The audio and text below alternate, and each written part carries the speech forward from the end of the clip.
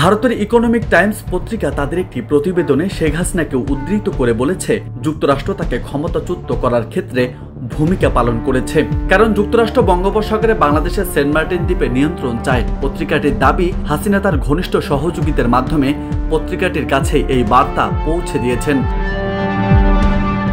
আওয়ামী লীগ সরকার উৎখাতে যুক্তরাষ্ট্রের হাত আছে সাবেক প্রধানমন্ত্রী শেখ হাসিনার এমন অভিযোগ সম্পর্কে বেদান্ত প্যাটেল বলেছেন, এটা হাস্যকর। শেখ হাসিনার পদত্যাগে যুক্তরাষ্ট্র জড়িত ছিল না, এমন ধারণা সম্পূর্ণ মিথ্যা। সম্প্রতি প্রচুর বিভ্রান্তি দেখেছি। এক্ষেত্রে আমরা তথ্যের অখণ্ডতা জোরদার করতে প্রবল প্রতিশ্রুতিবদ্ধ। দক্ষিণ এশিয়ায় আমরা আমাদের অংশীদারদের সঙ্গে কাজ করব।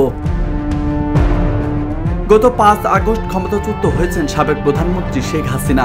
ছাত্র জনতার বিক্ষোভের মুখে তিনি দেশ থেকে চলে যেতে বাধ্য হন। তিনি দিল্লিতে রাজনৈতিক আশ্রয়ে রয়েছেন। এর মধ্যে যুক্তরাজ্যে রাজনৈতিক আশ্রয় চেয়ে প্রত্যাখ্যান হয়েছেন বলেও খবরে বলা হয়েছে। যুক্তরাষ্ট্র তাকে ভিসা নিষেধাজ্ঞা দিয়েছে। রাজু আহমেদ, বার্তা 24।